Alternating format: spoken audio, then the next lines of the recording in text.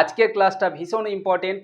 কেন না, আজকের ক্লাস থেকে একটা সম্পাদ্যের মাধ্যমে তোমরা চারটে সম্পাদ্য শিখতে পারবে। গাইডেন্স সাপোর্ট ম্যাথ এডুকেশন ক্লাসে নবম শ্রেণীর সমস্ত ছাত্রছাত্রীদের স্বাগত জানিয়ে শুরু করছি আজকের অঙ্কের ক্লাস।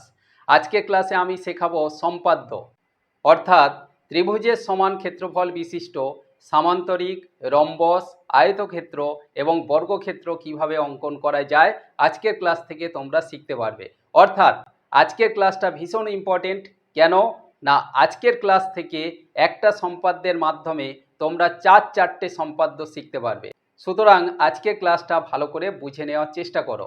আর যদি কোনো সমস্যা হয়ে থাকে বা বুঝতে অসুবিধা হয় তাহলে অবশ্যই আমাকে কমেন্ট করে জানাবে। এই অঙ্ক আবার আমি বুঝিয়ে দেব, চিন্তার কোনো কারণ নেই। এখন সবাই ভালো করে অঙ্কটা বুঝে নেওয়ার চেষ্টা করো। প্রথমে আমি শেখাবো ত্রিভুজের সমান ক্ষেত্রফল বিশিষ্ট সামান্তরিক কিভাবে অঙ্কন করা হয়।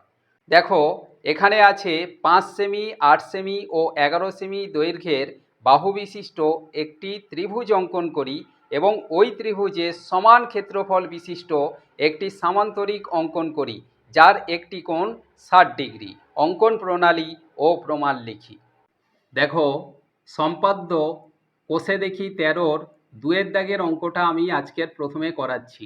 অঙ্কের ভাষা অনুযায়ী আমাদের স্কেল এবং পেন্সিলের সাহায্যে 3টে সরলরেখা প্রথমে অঙ্কন করে নিতে হবে। একটা 5 সেমি, একটা 8 সেমি আর একটা 11 সেমি। মনে করো এই 3টে সরলরেখা আমি নিয়েছি, একটা 5 সেমি, একটা 8 সেমি আর একটা 11 সেমি। আর একটা কন্ডিশন আমাদের দেওয়া আছে যে 60 ডিগ্রি কোণ, এটা আমরা চাঁদার সাহায্যে 60 ডিগ্রি কোণ অঙ্কন করে নেব। এইভাবে চাঁদা বসিয়ে 60 ডিগ্রি কোণ এইভাবে এঁকে নেব। এখানে যদি 70 ডিগ্রি কোণ বলে তাহলে চাঁদা বসিয়ে 70 ডিগ্রি করব, 50 ডিগ্রি বললে 50 ডিগ্রি, 45 ডিগ্রি বললে 45 ডিগ্রি। এইভাবে চাঁদার সাহায্যে কোণটাকে আমরা এঁকে নেব। আর স্কেল এবং পেন্সিলের সাহায্যে 5 সেমি, 8 সেমি, 11 সেমি যে 3টে দৈর্ঘ্যের বাহু থাকবে সেই বাহু 3টে আমরা টেনে নেব। এরপরে স্কেল ও পেন্সিলের সাহায্যে প্রথমে বড় করে একটা সরলরেখা কেটে নেব। এই যে সরলরেখাটা আমরা অঙ্কন করলাম, এই সরলরেখার একটা নাম দিতে হবে। আমরা এখানে মনে করো নাম দিচ্ছি BX সরলরেখা। এই BX সরলরেখা থেকে পেন্সিল কম্পাসের সাহায্যে 11 সেমি দৈর্ঘ্যের যে সরলরেখাটা আছে এর মাপ নিয়ে বি বিন্দুকে কেন্দ্র করে আমরা এখান থেকে এইভাবে কেটে নেব। মনে করো এই যে কেটে নিলাম BX থেকে, যেখানে কেটে নিলাম এই পয়েন্টের নাম মনে করো C। এরপরে আমাদের যে 5 সেমি সরলরেখা আছে, পেন্সিল কম্পাসের সাহায্যে এই মাপটা নেব এবং বি বিন্দুকে কেন্দ্র করে আমরা এখানে একটা বৃত্তচাপ অঙ্কন করব। এরপরে যে 8 সেমি সরলরেখা আছে, এই পেন্সিল কম্পাসের সাহায্যে 8 সেমির মাপ নিয়ে সি বিন্দুকে কেন্দ্র করে অপর একটা বৃত্তচাপ অঙ্কন করে নেব। মনে করো চাপ দুটো এইভাবে এ বিন্দুতে ছেদ করলো। এখন এই যে এ বিন্দু, বি বিন্দু আর সি বিন্দু, এই 3টে বিন্দুর জন্য আমরা এ বি যুক্ত করব। এইভাবে মনে করো যুক্ত করা হলো। আর এখানে AC এইভাবে আমরা যুক্ত করে দেব। তাহলে আমরা দেখতে পাচ্ছি এখানে ABC একটা ত্রিভুজ উৎপন্ন হলো। তাহলে আমাদের কন্ডিশন কি ছিল, যে ত্রিভুজ অঙ্কন করো, তারপরে সেই ত্রিভুজের সমান ক্ষেত্রফল বিশিষ্ট সামান্তরিক অঙ্কন আমাদের করতে হবে। এই সামান্তরিক অঙ্কন করার জন্য আমরা কি করব, দেখো এই যে BC সরলরেখা আছে, এই BC সরলরেখাকে আমরা সমদ্বিখণ্ডিত করব। অর্থাৎ এইটা যে 11 সেমি, এই 11 সেমিকে সমান 2 ভাগে ভাগ করে নেব।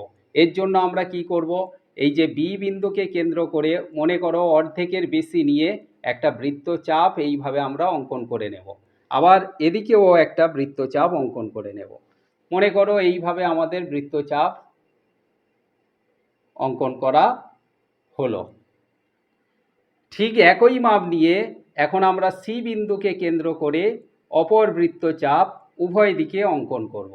এখন এই বৃত্তচাপ এইভাবে মনে করো ছেদ করলো। এখন আমরা এই যে চাপ দুটো ছেদ করেছে এইভাবে স্কেল পেন্সিল দিয়ে টেনে দেব। দিলে এই যে বিসি সরলরেখা এটা সমদ্বিখণ্ডিত হয়ে গেল। অর্থাৎ এটা যদি 11 সেমি হয়ে থাকে, 11কে 2 দিয়ে ভাগ করলে 5.5, এটা 5.5, এটাও 5.5 সেমি।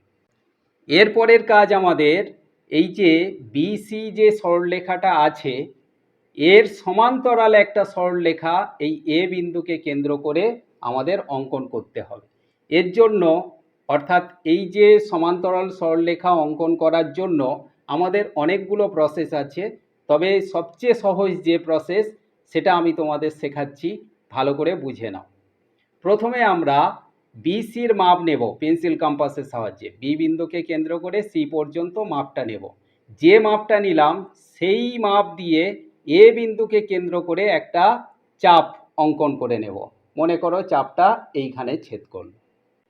এরপরে আমরা এখানে এবির মাপ নেব। বি বিন্দুকে কেন্দ্র করে এবির মাপ নিলাম পেন্সিল কম্পাসের সাহায্যে। এবার সি বিন্দুকে কেন্দ্র করে এইভাবে কেটে নেব। মনে করো চাপ দুটো এইভাবে ছেদ করল। এখন আমরা এই যে ছেদ বিন্দুর নাম দিলাম মনে করো কিউ। এবারে এই যে কিউ পয়েন্ট বা বিন্দু আর এ বিন্দু স্কেল পেন্সিল দিয়ে এটাকে আমরা জয়েন্ট করে বাড়িয়ে দেব ঠিক এইভাবে। এখন এ কিউ যুক্ত করে মনে করো এল পর্যন্ত আমাদের বর্ধিত করা হলো, মানে বাড়িয়ে দেওয়া হয়েছে সরলরেখাটা। এবারে আমরা এই যে 60 ডিগ্রি আমাদের কোণ ছিল, চাঁদার সাহায্যে আমরা কোণটা অঙ্কন করেছিলাম, এই কোণের সমান করে এখানে আমরা একটা কোণ অঙ্কন করব। কিভাবে করতে হয় দেখো, যে কোনো মাপ নিয়ে আমরা পেন্সিল কম্পাসের সাহায্যে এইভাবে টেনে নেব। মনে করো এইভাবে টানলাম, যে মাপটা নিয়ে এটা টানলাম সেই মাপ নিয়ে এখানে কেন্দ্র করে এই পয়েন্টের নাম আমরা দিয়ে দিলাম ধরো ডি। এই ডি বিন্দুকে কেন্দ্র করে আমরা ওই মাপটা নিয়ে এইভাবে একটা চাপ তৈরি করে নিলাম। এবারে এখান থেকে এই যে মাপটা নেব, এই মাপটা পেন্সিল কম্পাসের সাহায্যে নিয়ে এখান থেকে আমরা এইভাবে কেটে নেব। এখন যেহেতু এটা 60 ডিগ্রি কোণ, যে মাপটা আমরা এখানে নিয়েছিলাম আর যে মাপটা এখানে নিয়েছিলাম এই মাপ দুটো সবসময় সমান হবে, তাহলে 60 ডিগ্রি কোণ উৎপন্ন হয়। এখন এই যে 60 ডিগ্রি কোণ মনে করো এইভাবে উৎপন্ন হলো। এখানে আমরা নাম দিলাম কত দূর পর্যন্ত গেছে না, মনে করো এম পর্যন্ত গেছে। এখন এই যে ডিএম, এই পয়েন্টের নাম আমাদের ডি, আর এম পর্যন্ত বর্ধিত করেছি, তাহলে ডিএম এইটা একিউ যে সরলরেখা সেই সরলরেখাকে মনে করো ই বিন্দুতে ছেদ করেছে। এই পয়েন্টের নাম ই বিন্দু। এখন আমরা এই যে ডিসি এর যে মাপটা এটা পেন্সিল কম্পাসের সাহায্যে নেব, নিয়ে ই বিন্দুকে কেন্দ্র করে আমরা এইভাবে কেটে নেব। মনে করো এখানে আমরা কেটে নিলাম, যেখানে কেটে নিলাম এই পয়েন্টের নাম দিলাম মনে করো এফ। এখন এফ আর সি আমরা এইভাবে যুক্ত করে দেব। দিলেই এখানে দেখো ডি ই এফ সি বা সি ডি ই এফ, এইটা যে একটা চতুর্ভুজ অঙ্কিত হলো, এটা আসলে একটা সামান্তরিক যার একটা কোণ 60 ডিগ্রি। কেন না এই 60 ডিগ্রি কোণের সমান করে আমরা এখানে কোণ অঙ্কন করে নিয়েছি। তাহলে এই যে সামান্তরিকটা অঙ্কন করা হলো এর ক্ষেত্রফল অর্থাৎ ভেতরের যে জায়গাটা এই ত্রিভুজের ক্ষেত্রফলের সমান হবে, এটা আমাদের প্রমাণ করে দেখাতে হবে। কিন্তু যেহেতু আমাদের পরীক্ষাতে শুধু সম্পাদ্য অঙ্কন করতে বলা হয়, সেই জন্য আমরা এখানে অঙ্কন প্রণালী অর্থাৎ কিভাবে অঙ্কন করেছি, কি কি প্রসেসে পরপর, স্টেপ বাই স্টেপ। এবং এটা যে সমান ক্ষেত্রফল বিশিষ্ট অর্থাৎ ত্রিভুজের সমান ক্ষেত্রফল বিশিষ্ট সামান্তরিক হলো সেটা প্রমাণ করে দেখাতে হবে। এগুলো আমাদের পরীক্ষাতে পড়ে না, শুধু সম্পাদ্যের জন্য আমাদের আঁকতে হয়, সেই জন্য আমরা এঁকে নিলাম, ওটার প্রয়োজন নেই। তাহলে আমরা অতএব দিয়ে এখানে লিখব যে এবিসি ত্রিভুজের,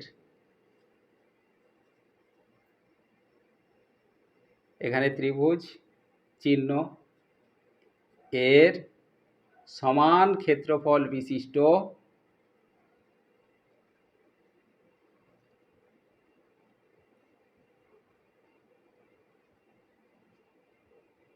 সামান্তরিক।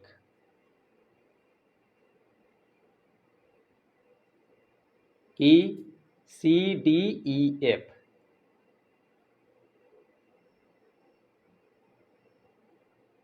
এইটা আমাদের অঙ্কিত হলো। এখন যদি আমাদের থাকে যে এই মাপে একটা ত্রিভুজ অঙ্কন করো, তাহলে ত্রিভুজটা আমরা এই সিস্টেমে অঙ্কন করে নিলাম। এরপরে আমরা এই সরলরেখাকে সমদ্বিখণ্ডিত করব, এবং সমদ্বিখণ্ডিত করার পর আমাদের এই যে সমান্তরাল সরলরেখা বিসি এর সমান্তরাল সরলরেখা এইভাবে যে সিস্টেমে আমরা অঙ্কন করেছি, এখান থেকে মাপ নিয়ে এ বিন্দুকে কেন্দ্র করে বৃত্তচাপ, আবার এ বির মাপ নিয়ে সি বিন্দুকে কেন্দ্র করে আবার একটা বৃত্তচাপ। এখন এই চাপ দুটো মনে করো এই পয়েন্টে ছেদ করেছে, এখন কিউ আর এ যুক্ত করে বর্ধিত করা হলো, বাড়িয়ে দেওয়া হলো। এইভাবে যে আমরা সমান্তরাল সরলরেখা অঙ্কন করেছি এটাও আমাদের করতে হবে। এরপরে এখানে যে কোণের মাপটা দেওয়া থাকবে রম্বস অঙ্কনের ক্ষেত্রে, রম্বসের একটা নির্দিষ্ট কোণ থাকবে, সেটা 60 ডিগ্রি হতে পারে, 70 ডিগ্রি হতে পারে, 45 ডিগ্রি হতে পারে, যেটা চাঁদা সহজে আমরা নিয়েছি সেই মাপে এখানে আমরা কোণ অঙ্কন করে নেব। কোণ অঙ্কন করার পর আমাদের ঠিক একই প্রসেসে এই যে এখান থেকে মাপটা নিয়ে এখানে আমাদের কেটে নিতে হবে।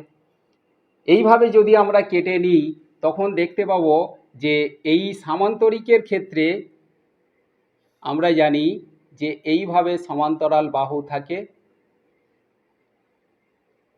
অর্থাৎ এই বাহুর সমান্তরাল এটা এবং এই বাহুর সমান্তরাল এটা, আর এই কোণের সমান কোণ হয় এটা, আর এই কোণের সমান কোণ হয় এই কোণটা।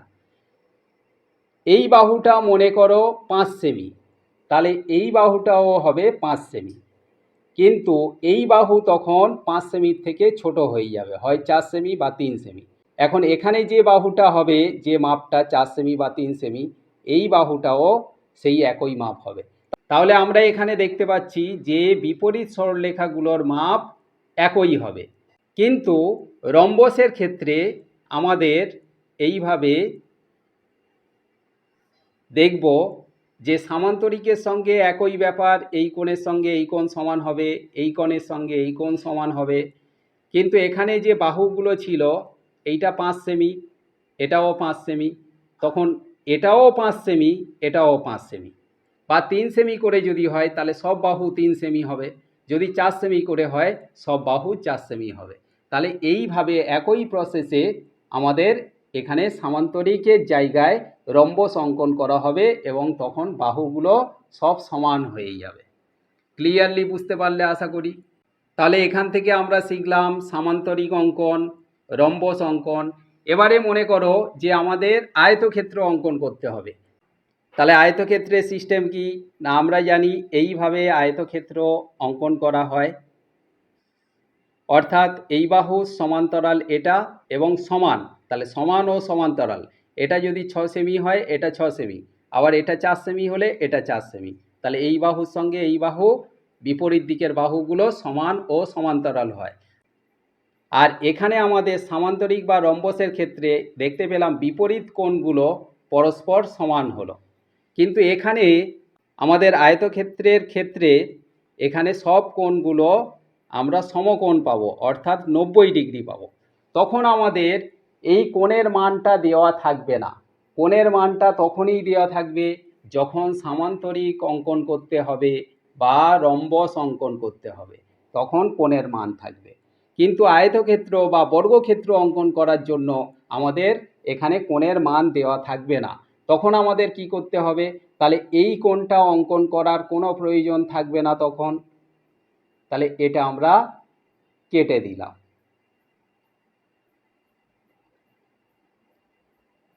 এটাও আমরা মুছে দিলাম। এই যে আমরা সমদ্বিখণ্ডিত করলাম, এই সমদ্বিখণ্ডকটাকে আমরা ওপর পর্যন্ত বাড়িয়ে দেব।